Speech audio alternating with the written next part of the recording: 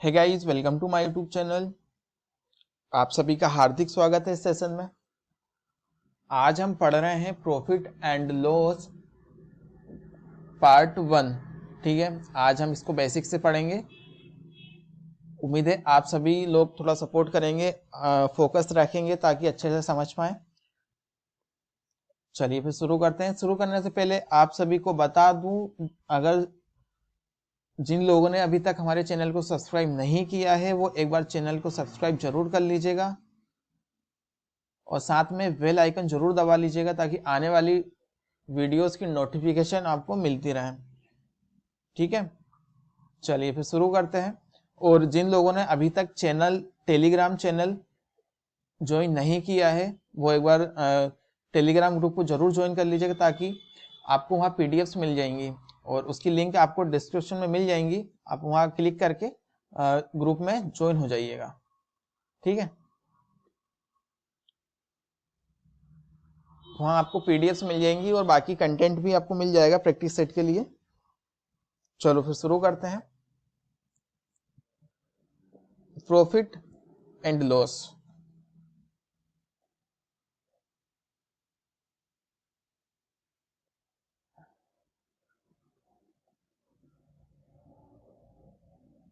अब एक्चुअल में ये होता क्या है, इसको समझने के लिए आपको एक व्यापारी बनना पड़ेगा।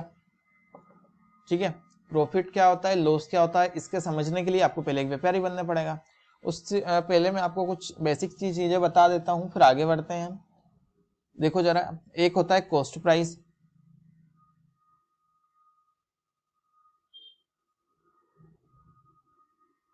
कॉस्ट प्राइस इसे कहते हैं क्रय मूल्य।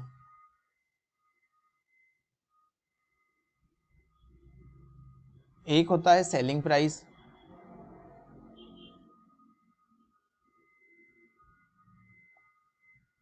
यानी विक्रय मूल्य।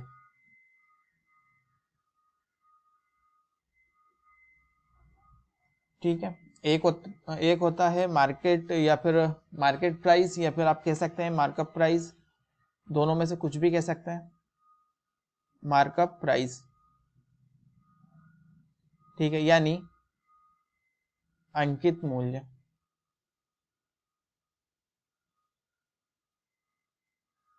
ठीक है, तीनों चीजें हो गई, cost price, selling price, market price या मार्कअप प्राइस। ठीक है, चलिए फिर समझते हैं कि किस चीज से क्या क्या निकलता है, कैसे निकालते हैं। देखो जरा, मान लो आपके सामने आप एक व्यापारी हैं। ये एक व्यापारी हैं, इनका नाम है, कुछ भी ले लो, राधेश्याम जी हैं। ये एक राधेश्याम जी हैं और ये साड़ी का धंधा करते हैं, साड़ी का व्यापार करते हैं।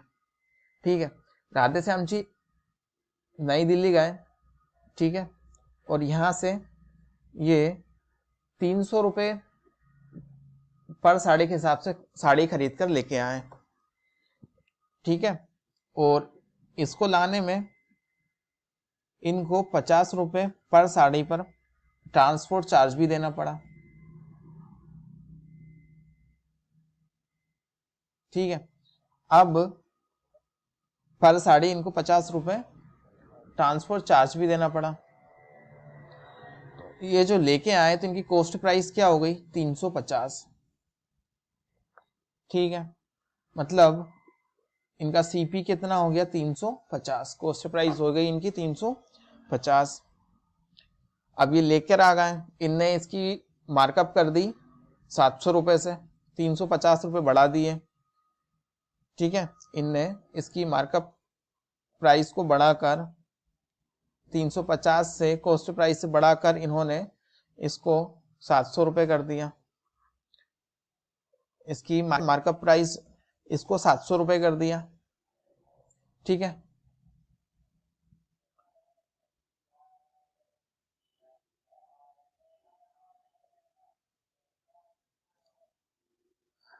मार्कअप प्राइस बराबर सेलिंग प्राइस। ठीक है, चलो इसको देखो जरा। अब राधेश्याम जी ने सोचा 700 रुपये में इन्होंने इनकी मार्कअप कर दिया, इसका अंकित मूल्य 700 रुपये रख दिया। लेकिन अब इनके पास दिवाली का डिस्काउंट देने के लिए इन्होंने सोचा, इसकी सेल बढ़ाने के लिए इन्हें सोचा 700 रुपये तो कर दी, लेकिन सेल हो नहीं पा रही है। सेल बढ़ाने के लिए इन्होंने क्या करा, 20% का डिस्काउंट रख दिया, 20% का डिस्काउंट दे दिया। ठीक है जी, अब इन्होंने 20% डिस्काउंट दिया किस पर, मार्कअप प्राइस पर। मार्कअप प्राइस है कितना, 700 रुपये। 700 रुपये पे 20% डिस्काउंट दे दिया इन्होंने, तो इनने बेचा कितने में उसको, 140 रुपये सब्ट्रैक्ट कर दो, 20% का डिस्काउंट दे दिया इन्होंने, बेचा कितना उसको, 560 रुपये में। यानी इनका एसपी क्या हो गया, 560 रुपये।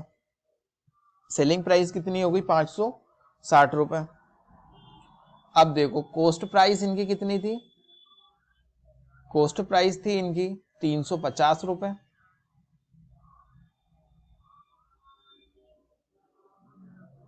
और इनकी सेलिंग प्राइस कितनी थी, 560 रुपये, और मार्कअप प्राइस कितनी रखी थी इन्होंने,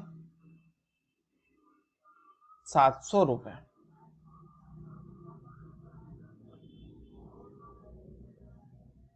ठीक है, अब इन्होंने इस पे अगर पूछ लिया जाए प्रॉफिट कितना कमाया, तो 210 रुपए का प्रॉफिट कमाया। चलिए आगे देखो, मान लो मार्क प्राइस बराबर सेलिंग प्राइस, यानी अंकित मूल्य बराबर विक्रय मूल्य।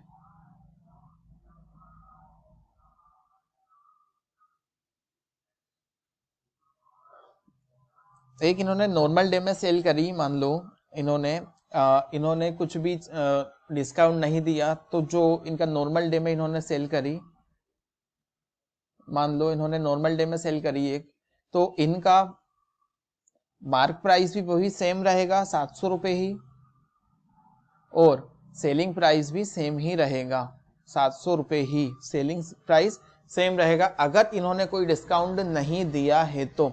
मान लो इन्होंने दिवाली आ गई और दीपावली पे इन्होंने 20% का डिस्काउंट रख दिया, ठीक है, दिवाली पर इन्होंने 20% का डिस्काउंट रख दिया।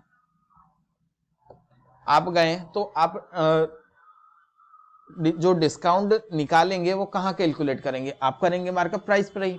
जैसे आप किसी दुकान में कपड़े लेने के लिए गए, आप एक जीन्स लेने के लिए मार्केट गए, ठीक है, अगर जीन्स पे मान लो 700 रुपये की प्राइस लिखी हुई है, तो आप उसी 700 रुपये पर 20% का डिस्काउंट लोगे, ठीक है, सेलिंग प्राइस पे तो नहीं लोगे, क्योंकि आपको तो पता ही नहीं रहता, आपको तो पता रहता है सिर्फ मार्कअप प्राइस।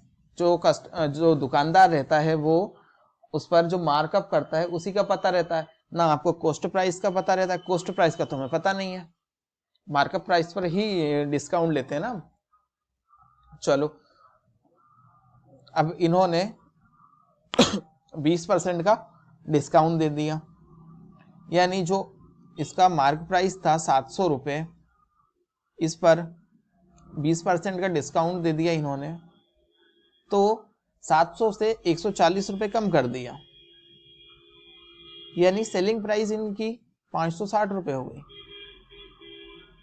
अगर सेलिंग प्राइस 560 रुपये है और मार्कअप प्राइस 700 रुपये है, तो इन्होंने 20% का डिस्काउंट दिया, तो यहां पर इस कंडीशन में दोनों को एक तो मार्कअप प्राइस और सेलिंग प्राइस दोनों चेंज हो जाएंगे, और जहां आप नॉर्मल डे में खरीदेंगे या फिर किसी प्रकार का डिस्काउंट नहीं देंगे, तब जाकर आपको जो मार्क प्राइस और सेलिंग प्राइस रहेंगी वो सेम रहेंगी।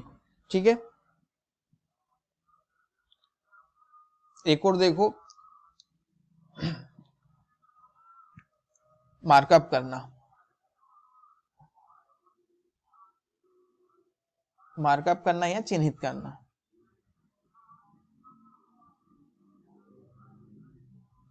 ठीक है, मान लो अब राधे श्याम जी 350 रुपए की साड़ी लेके आए थे, 350 रुपए की साड़ी लेकर आए थे। इनकी कॉस्ट प्राइस कितनी आई थी? 350। और इन्होंने मार्कअप कितने से करा? 300 बढ़ाकर, यानी 300 और बढ़ा दिया इन्होंने। तो टोटल इसकी मार्क प्राइस कितनी हो गई? 700 रुपए। मार्कअप प्राइस कितनी हो गई? 700 रुपए। ठीक है,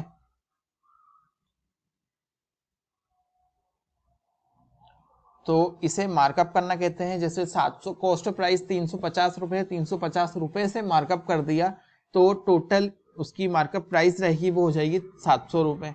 350 से मार्कअप किया। अगर क्वेश्चन आपसे पूछता है कि राधे श्याम जी ने 350 से मार्कअप किए, यानी कॉस्ट प्राइस 350 प्लस 350 से और मार्कअप किया, यानी 700 रुपए, टोटल अमाउंट उनका 700 रुपए हो गया। ओके, चलिए ठीक है, उसने 350 से उसका मार्कअप करा तो वैल्यू कितनी हो गई? 700 रुपए। लेकिन मार्कअप कितने प्रतिशत पे करा? तो उसमें आ जाएगा 100% मार्कअप करा उसने।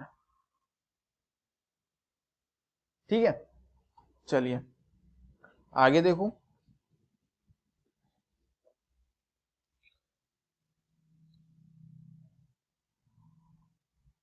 एक सीपी है 250 रुपए और एक है मार्कअप प्राइस उसने करा उसका 350 रुपए का। उसने बढ़ाया कितना? 100 रुपए।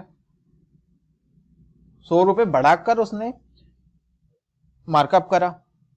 अगर पूछ ले कि कितने प्रतिशत मार्कअप करा तो 100 का मार्कअप करा कितने पर? 250 पर, गुणा 100,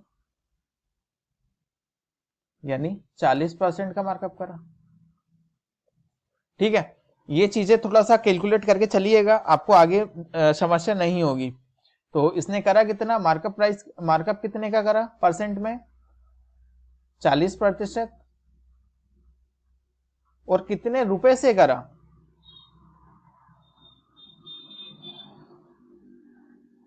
कितने रुपए से करा? तो वो करा 100 रुपए से। ठीक है, चलिए अब एक एप्लीकेशन और समझो। प्रॉफिट एक होता है लॉस। प्रॉफिट परसेंटेज और लॉस परसेंटेज क्या होता है? देखो, कॉस्ट प्राइस है कितनी? 15,000 रुपए। एक व्यापारी है राधे श्याम जी, वो 15,000 रुपए में लेके आए और उन्होंने इसका सेलिंग प्राइस सेल कितने में कर दिया? 20,000 में। तो राधे श्याम जी को प्रॉफिट कितने का हुआ? 5,000 का। 5,000 का प्रॉफिट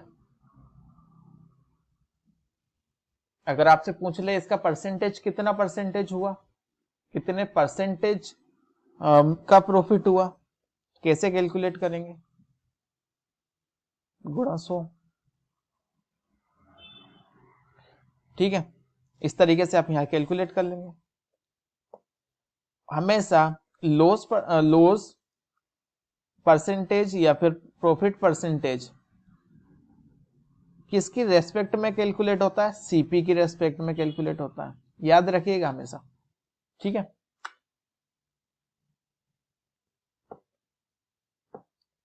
चलिए फिर आगे बढ़ते हैं क्वेश्चंस की तरफ। क्वेश्चंस करेंगे तो थोड़ी सी और ज्यादा क्लियरिटी होगी। चलिए फिर पहला क्वेश्चन आपका, किसी वस्तु को 960 रुपए में खरीद कर 1200 रुपए में बेचा गया है तो लाभ प्रतिशत याद करो। बताइए क्या होगा?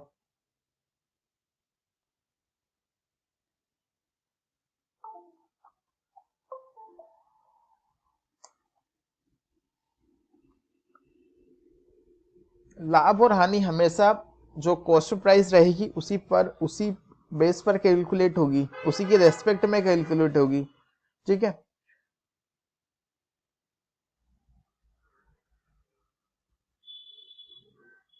मान लो आपके पास 3,000 रुपए हैं और 3,000 रुपए की कोई वस्तु है और आपने उसको 2,400 रुपए में बेच दिया। ठीक है, तो आपको लॉस हो गया ना। ये तो कितने का लॉस हुआ? 600 रुपए का। 600 रुपए का लॉस हो गया। कितने पर हुआ? 3,000 पर। 600 का लॉस 3,000 पर गुणा 100, यानी आपको हानि कितनी हुई? आपको हानि कितनी हुई? 30%। ठीक है, इस तरीके से आप कैलकुलेट करना है। अच्छा 20 होगी ना। चलिए क्वेश्चन करिएगा।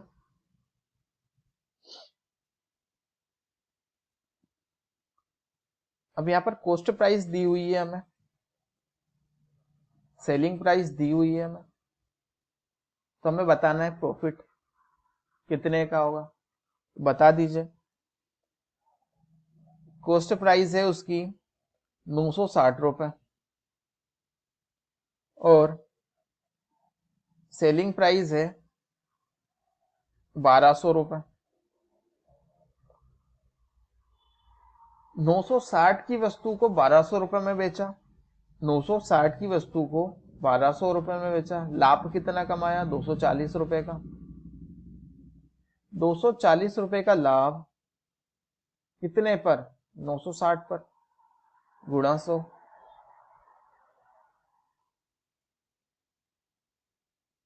ठीक है, कैंसिल कर दो, यानी 25%, 25% का लाभ मिला। ठीक है,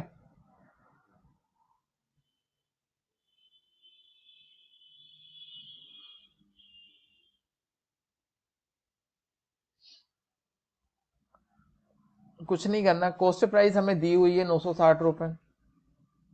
कॉस्ट प्राइस हमें दी हुई है 960 रुपए।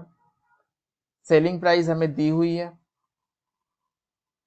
निकालना क्या था हमें?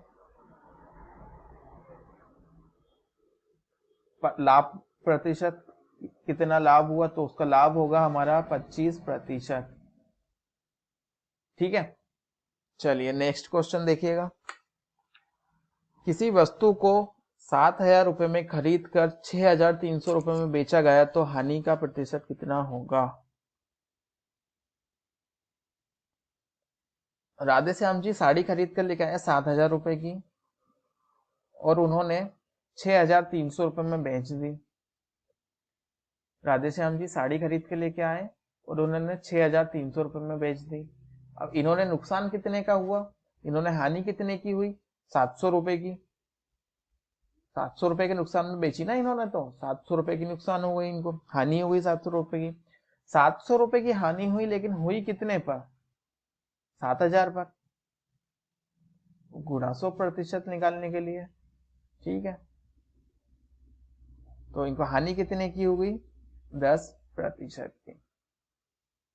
10% की हानि हो गई राधेश्याम जी को। ठीक है, 700 रुपए में खरीदा, 6,300 रुपए में बेचा, हानि कितने की हुई? 700 रुपए की। लेकिन पूछा हमें प्रतिशत है, प्रतिशत निकालने के लिए 700 और कितने पर? 7,000 पर मल्टीप्लाई बाय 100। 10% की हानि हो गई, 10% का लॉस हो गया राधेश्याम जी को। ठीक है, नेक्स्ट क्वेश्चन देखो। किसी वस्तु के क्रय मूल्य तथा विक्रय मूल्य का अनुपात है 20:29 है, तो लाभ या हानि का प्रतिशत क्या होगा? रेशो दी हुई है 20:29 की। कॉस्ट प्राइस और सेलिंग प्राइस की रेशो दी हुई है।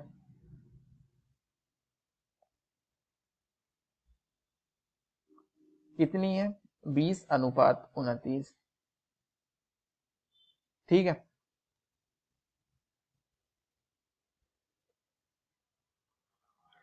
अब किसी चीज को 20 यूनिट्स में खरीदा और 29 यूनिट्स में बेचा तो प्रॉफिट कितने का हुआ? 9 यूनिट्स का। ठीक है, आप मान लो किसी चीज को 20 रुपए में खरीदा और उन्हें 30 रुपए में बेचा, तो फायदा कितने का हो? 9 रुपए का फायदा होगा सर, होगा कि नहीं होगा?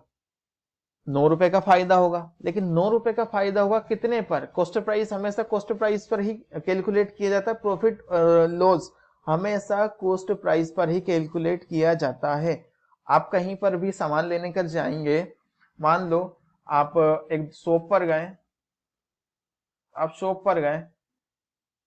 या फिर आप एक दुकानदार हैं, मान लो आप एक दुकानदार हैं, आपने एक 80 रुपए की एक वस्तु खरीदी, ठीक है, 80 रुपए की वस्तु खरीदी और उसको 100 रुपए में बेच दिया, तो 20 रुपए का लाभ हुआ आपको। 20 रुपए का लाभ हुआ तो वो आप किसकी रिस्पेक्ट में कैलकुलेट करेंगे? कॉस्ट प्राइस की रिस्पेक्ट में कैलकुलेट करेंगे ना, ऐसा तो नहीं आप सेलिंग प्राइस की रिस्पेक्ट करेंगे। हमेशा लॉस और प्रॉफिट हमेशा कॉस्ट प्राइस पर ही कैलकुलेट किया जाता है, ठीक है। चलिए फिर यहां कितना हो गया? 9 यूनिट्स का लाभ हो गया। 9 यूनिट्स का लाभ कितने पर? 20 पर, गुणा 100।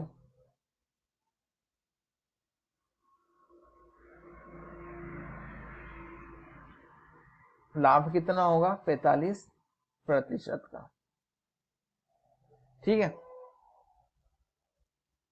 कॉस्ट प्राइस और सेलिंग प्राइस का रेशो दिया था 20:29, और दोनों का डिफरेंस देखा हमने, कॉस्ट प्राइस 20 रुपए की है और सेलिंग प्राइस 29 रुपए की है, या फिर 29 रुपए में मान लो, या फिर आप इसको यूनिट्स में देख लो, किसी तरीके से भी देख लो, आना आपका 45% ही है, ठीक है।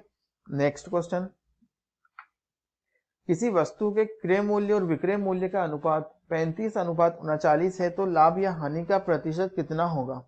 बताओ, करो और बताओ जरा।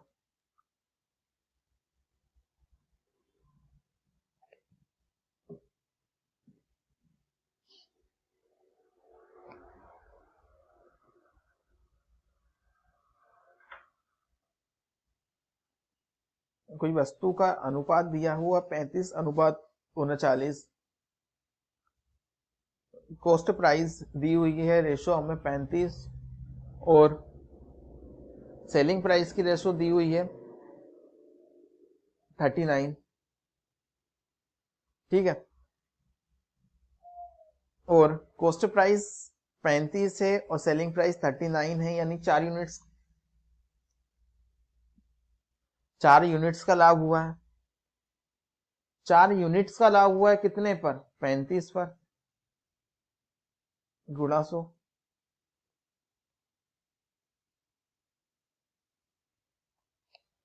ठीक है। कैंसिल कर दो, 11 3:7% का लाभ प्राप्त होगा, ठीक है। रेशो दी गई है आपको, तो आपको सिर्फ कैलकुलेट कुछ नहीं करना, डायरेक्ट आपको माइंड में इतनी, ये तो माइंड में ही हो जाना चाहिए आपके, कॉपी पेन उठाने की तो जरूरत ही नहीं पड़ना चाहिए।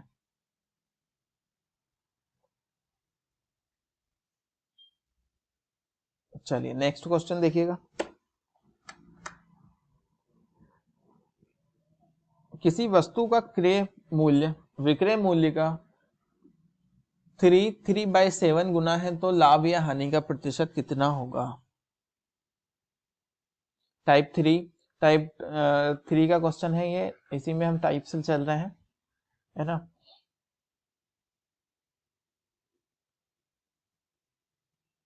इस टाइप के क्वेश्चन देखने को मिलते हैं काफी। किसी वस्तु का क्रय मूल्य विक्रय मूल्य का 3 से ही 3/7 गुना है, तो लाभ या हानि का प्रतिशत होगा। बताओ, पहले तो इसको सॉल्व करो, ये क्या है? ये हो गया सर 24/7, ठीक है। 24 में खरीदा किसी वस्तु को और 7 रुपए में बेच दिया, कॉस्ट प्राइस और सेलिंग प्राइस, ठीक है। 24 में खरीदा और 7 में बेच दिया, इसको कहा जाता है क्रय मूल्य, और ये हो जाता है हमारा विक्रय मूल्य। किसी वस्तु को 24 में खरीदा 7 में बेचा, 24 में खरीदा 7 में बेचा, कितने का लॉस हुआ? 24 में खरीदा 7 में बेचा, लॉस कितने का हुआ? 17 रुपए का। ठीक है, 17 रुपए का लॉस हुआ कितने पर? 24 पर, गुणा 100।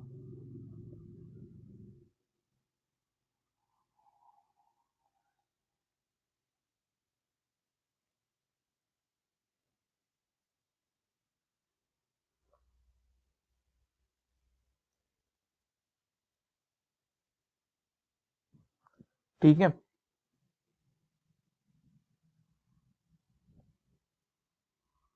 निकल के कितना आ जाएगा? 7.70 5/6 की हानि होगी। ठीक है,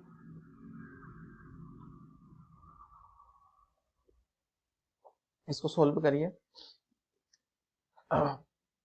ठीक है, चलिए, विक्रय मूल्य उसमें हानि कितने की होगी? 75/7% की हानि होगी।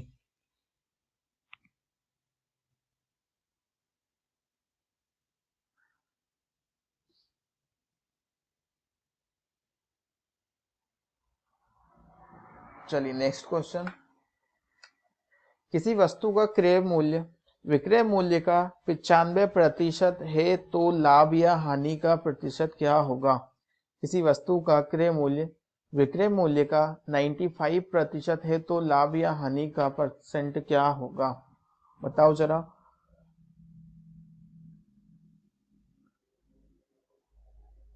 मान लो कॉस्ट प्राइस और सेलिंग प्राइस दी हुई है हमें,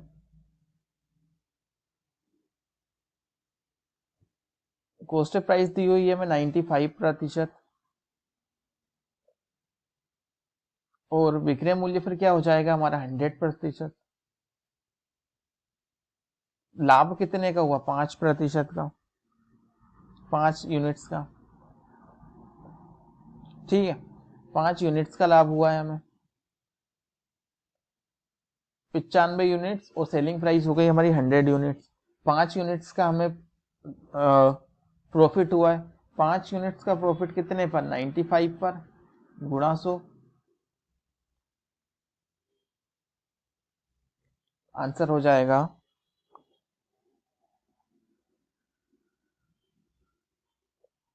5/19 का लाभ। 5 सही 5/19% का लाभ हो जाएगा। ठीक है, चलिए नेक्स्ट क्वेश्चन।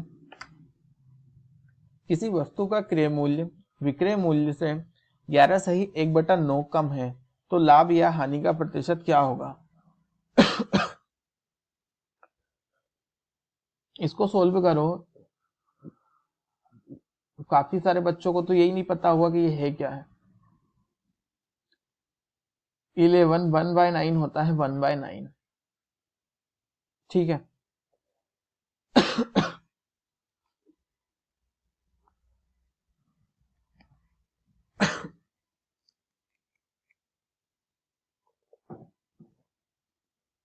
वन बाय 9,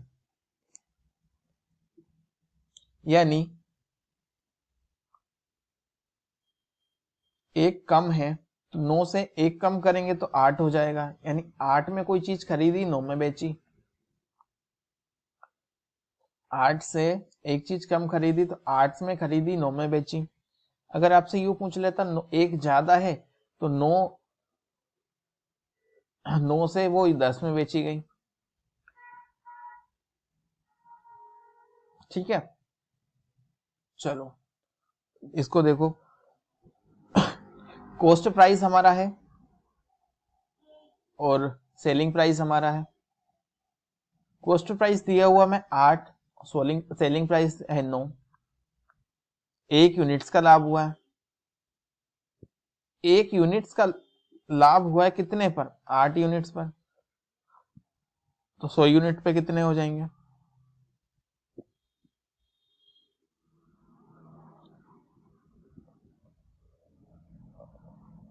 12 सही 1/2% का लाभ हो जाएगा।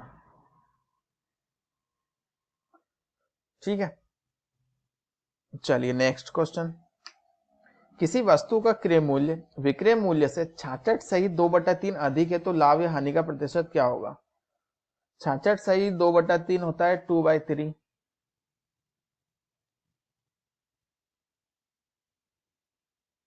ठीक है, अधिक है विक्रय मूल्य से अधिक है तो यानी क्रय मूल्य हमारा, विक्रय मूल्य अगर 3 है तो क्रय मूल्य कितना हो जाएगा? 3 में 2 और जोड़ दो 5। यानी अगर कॉस्ट प्राइस हमारा 5 है और सेलिंग प्राइस 3 है, सेलिंग प्राइस 3 है तो अधिक का बोला है तो 3 में 2 और ऐड कर देंगे तो कॉस्ट प्राइस हमारी 5 यूनिट्स आ गई।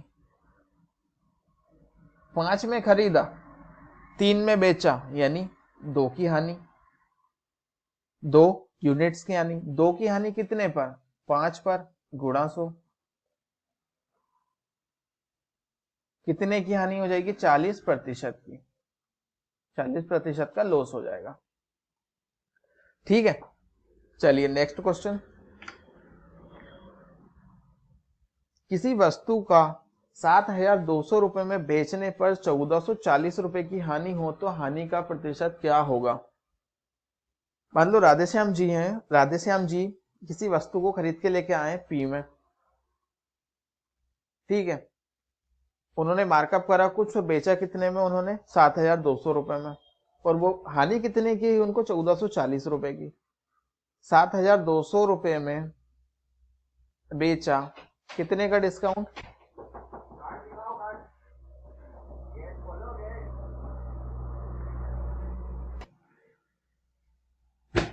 700 रुपए में बेच दिया और हानि कितने की? 1,440 रुपए की। बराबर इनको जोड़ा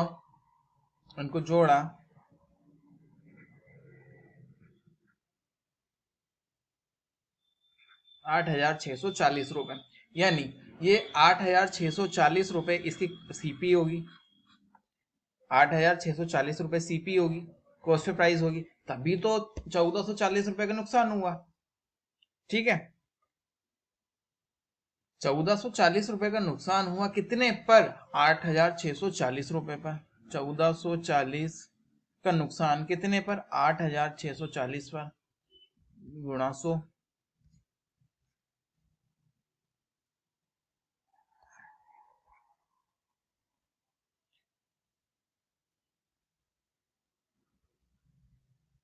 कैंसिल कर लो।